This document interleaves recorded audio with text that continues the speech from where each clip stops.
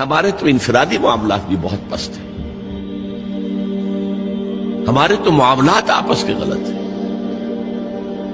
ہم تو جھوٹ اور دھوکہ اور فریب اور ملاوٹ اور خیانت اور غبن، اس میں تو ہم بہت ہائی مارکس جو ہیں سیکیور کر رہے ہیں۔ جارج برنارڈ شاہ نے کہا، میں جب قرآن پڑھتا ہوں تو محسوس کرتا ہوں کہ اس سے بہتر کتاب ممکن نہیں، اور جب مسلمانوں کو دیکھتا ہوں تو محسوس کرتا ہوں کہ ان سے زیادہ ذلیل قوم کوئی نہیں۔ یہ گواہی ہم دے رہے ہیں، یہ محمد کے ماننے والے یہ ہیں، یہ ہے امتی محمد کے، جو اپنے پاؤں پہ کھڑے نہیں ہو سکتے، جو اپنے معاملات مینیج نہیں کر سکتے، بیکاری، یہ اور کہاں ہے وہ دین؟ کوئی ایک ہی دنیا میں دکھا سکتے ہو کہ یہ ہے دین؟ آؤ see with your own eyes, this is دین الحق۔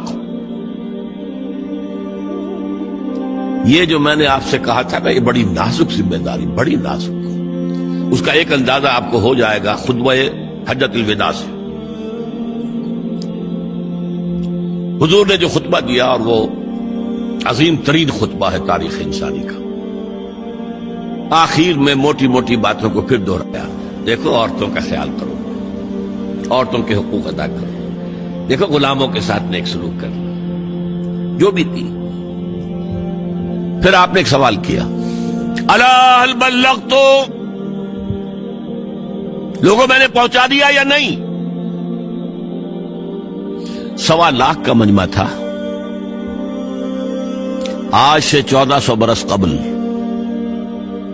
1.25 لاکھ کا مجمع بہت بڑی بات تھی، بہت بڑی بات، جبکہ ابھی اسلام صرف جزیرہ نما عرب تک محدود تھا۔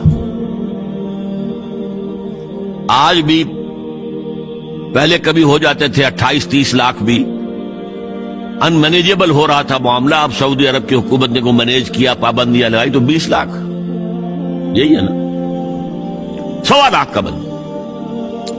اور اس کا نقشہ میں دکھا دوں، ایک ایک حرف آپ 3 مرتبہ کہہ رہے تھے۔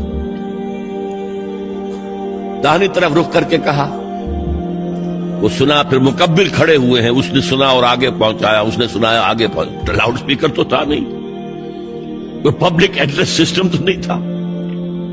پھر آپ نے سامنے رخ کر کے وہی بات فرمائی، پھر یہاں سامنے کھڑے ہوئے لوگوں نے پہنچایا، پھر بائیں طرف رخ کیا۔ اسی لیے ہر جملے کو، ہر بات کو آپ نے 3 دفعہ کہا، الا هل بلغت، میں نے پہنچا دیا یا نہیں؟ اور عام عادت صحابہ کی یہ تھی کہ اول تو حضور کے سوال پر خاموش رہتے تھے کہ واللہ ورسولہ عالم، یا اگر جواب دیتے تھے تو فرط ادب سے بہت مختصر جواب۔ وہ چلبلے قسم کے شاگرد جو ہوتے ہیں، جو استادوں کو بھی پڑھانا چاہتے ہیں، صحابہ کرام اس طرح کے نہیں تھے، اپنی لیاقت اور ذہانت کا روب جو ہے اپنے استادوں پر گاٹتے۔ وہاں تو یہ تھا کہ ایک بات جواب ہے، یہاں 4 جواب دیے ہیں صحابہ نے۔ انا نشهد انك قد بلغت الرسالة واديت الامانة ونصحت الامة وكشفت الغمة۔ 3 مرتبہ حضور نے کہا الا هل بلغت، اور 3 مرتبہ جواب آیا انا نشهد انك قد بلغت الرسالة واديت الامانة ونصحت الامة وكشفت الغمة۔ اے نبی، ہم گواہ ہیں، آپ نے حق رسالت ادا کر دیا، آپ نے حق امانت ادا کر دیا۔ یہ قرآن تو ہمارے لیے اللہ نے نازل کیا تھا نا، آپ کے پاس تو امانت تھی۔ آپ نے امت کی خیر خواہی کا حق ادا کر دیا،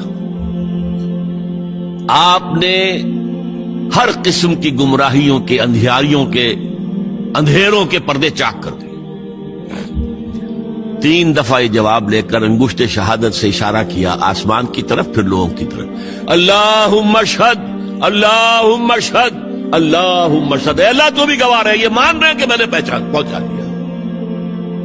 They can't sue me in your court on the day of judgment۔ یہ میرے خلاف استغاثہ نہیں لا سکتے کہ میں نے پہنچانے میں کمی کی ہے، یہ مان رہے ہیں کہ میں نے پہنچا دیا۔ It was the sigh of relief جس کو کہتے ہیں 23 برس کی محنت شاقہ۔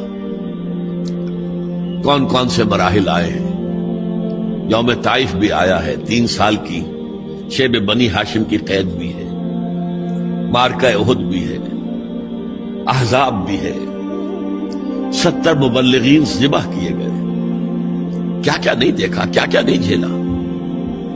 لیکن پھر بات کیا ہوئی؟ اب آپ نے آخری بات اللہم اشہد اللہم اشہد اللہ، اور اس کے بعد فَلْيُبَلِّغِ الشَّاهِدُ الْغَائِبَ. اب جو یہاں موجود ہیں ان کے ذمے ہے کہ پہنچائیں ان کو جو یہاں نہیں ہے. میں فارغ، میرے کندھے سے بوجھ اتر گیا، تمہارے کندھوں پر آیا. اب اس غائب میں وہ بھی تمام لوگ شامل تھے جو اس وقت دنیا میں تھے اور وہاں نہیں تھے. شاہد اور غائب کا لفظ آ گیا جہاں سے میں نے بات شروع کی تھی، شاہد اور غائب. شاہد موجود، فَلْيُبَلِّغِ الشَّاهِدُ الْغَائِبَ، اور غائب میں وہ بھی ہے جو قیامت تک آئیں گے. یہ ہے اس امت